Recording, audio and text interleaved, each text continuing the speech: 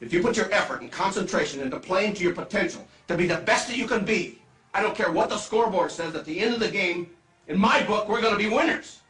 I don't care if you like each other or not, but you will respect each other. And maybe, I don't know, maybe we'll learn to play this game like men. Wrong side! Left side! Left side! Left side! Left side!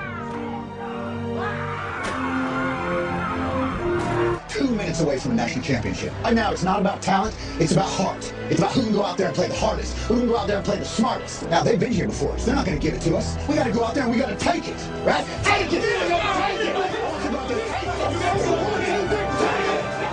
Don't give up. Don't ever give up. Sports Talk with Tea Time Podcast.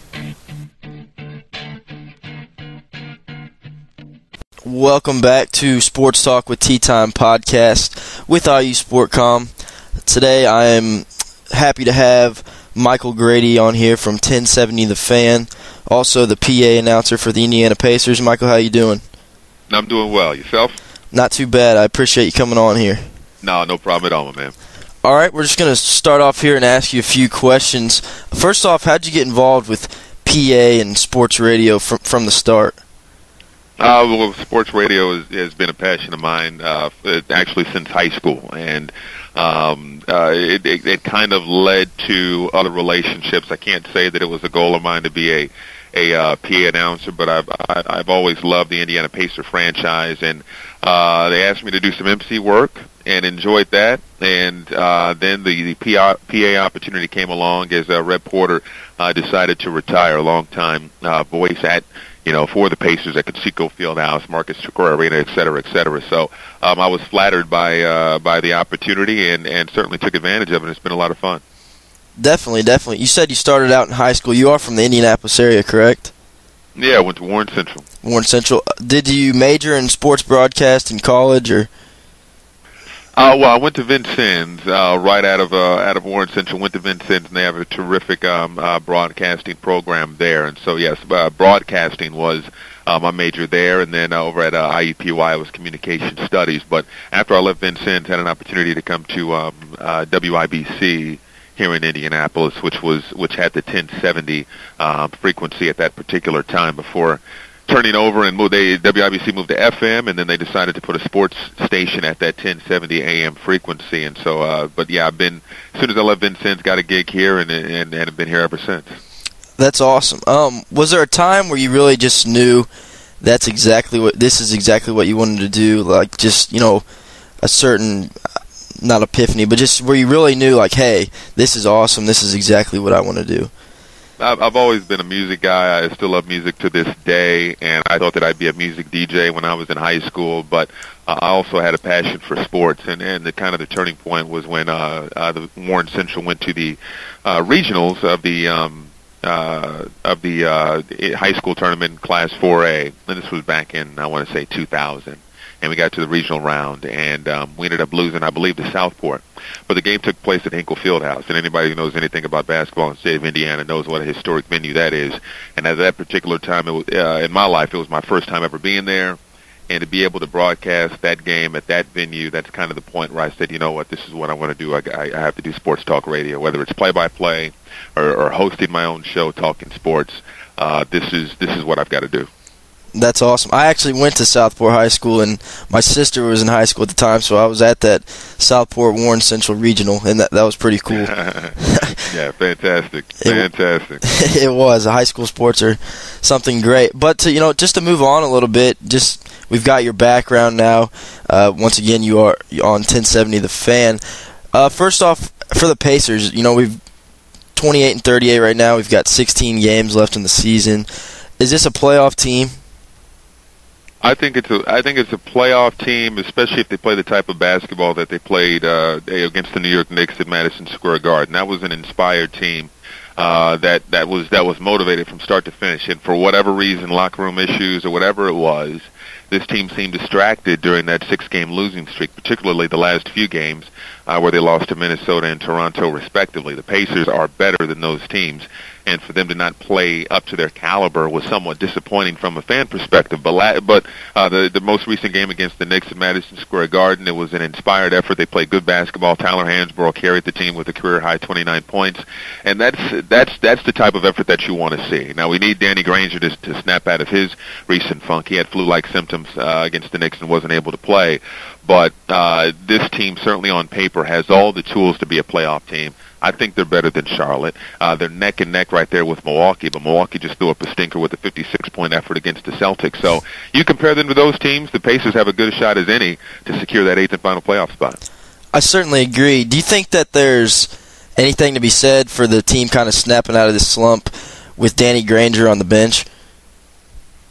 Oh, that's hard to say. Again, this is debatable. And again, it doesn't matter who the superstar is. It doesn't matter who the player is. No matter what caliber. If a player is looking disinterested, or if his body language is somewhat lackluster, or something is going on where mentally he doesn't seem like he's checking in, then that particular player, regardless of who it is hurting your team rather than helping. And from what it looked like, there just seemed to be something bothering Danny Granger. He had a 2-for-19 or something effort in a recent game. So he's really been struggling. And so if that's the case, if he's going to have poor shot selection and things along those lines, then you may want to look for some fire in a different direction. Now, a motivated Danny Granger, I mean, he's the best player on your team. And right. So you like the way the team played against the Knicks without him, but you hope that he can find a way to find that fire again for these final remaining games as soon as he gets back to 100%. Right. Hopefully he can snap out of this little slump he's been in and carry us right on to the playoffs and carry over into the playoffs. But to move on a little bit from Pacers players into the Pacers coaching realm, Frank Vogel starting off, was very, very hot. Then their last 10, he's 2-8. Maybe some chemistry issues of sort. Do you think that he's the man of the future? Or do you think the Pacers kind of look around, if they can't find anybody, then they stick with Vogel? I know you can't say a whole lot on this, but what's your personal opinion or outlook on that? No, it's hard to say right now. And speaking to Larry Bird right around the time Frank Vogel took over and right around that hot start, he said a decision was not going to be made until the end of the year, and you can understand that. I mean, the team has highs and lows over the course of the season, and they started off with a high, and they were playing some subpar teams during that stretch, and it was just too tough to make an assessment at that particular point. Same thing right now, even though they're 1-6 in their last 7 games, it's still too early to say one way or another. I don't think anybody would question if they went on a run, secured a playoff spot, and gave the Celtics in a first-round matchup a run for their money, even if the Celtics win that series, or they give a Miami Heat a run for their money if the Heat find a way to get the number 1 seed. I think there would be part of the fan base that would say, hey, I would love to see Frank come back. He knows how to motivate these guys, and I think that we'd have a different outlook than what we have right now, which is somewhat pessimistic in terms of whether or not Frank would return. But I think at the end of the day, a lot of it rides on whether or not Larry Bird decides to come back. If he decides to return to Indianapolis and return as far as a GM role, team president role with the Pacers, then certainly the odds would be a little bit better with Frank. But again, there's just way too much up in the air right now. Right, definitely. Like you said, we've got 16 games left in this season. Who knows what can happen in those 16 games, and then the playoffs is a whole new world if we do get there. But to move on from a professional standpoint to the NCAA college basketball tournament, just a couple questions here, and I'll set you free. But first off, I saw on your Twitter feed last night that you had asked the fans kind of what they thought about the local team seedings and if we thought they were correct. So I'm going to kind of turn that question on you. And do you think the local teams got their rightful seeds and are playing where they should be playing? Yeah, I really don't have a problem with any of them, any of the seedings. I think Purdue had they finished the season a little bit stronger. Again, those back-to-back losses to Iowa and Michigan State really hurt. But in the grand scheme of things, I don't think the particular region that they're in is too tough. It does set up an interesting matchup a potential matchup in the Sweet 16 if they were to meet Notre Dame. But it'll be tough for Purdue because after their first round matchup, which should be easy against St. Peter's, they've got to face a Georgetown team that's been kind of up and down this season. But Georgetown has the type of talent where they can beat anybody. So Purdue will certainly have their hands full in that particular round. So I don't have a problem with Purdue being a number 3 seed. Notre Dame was a borderline number 1 seed, and I thought the fact that had they won the Big East tournament, I think without question they would have been a number 1 seed. But they couldn't get that done. Had a flame out there in the tournament.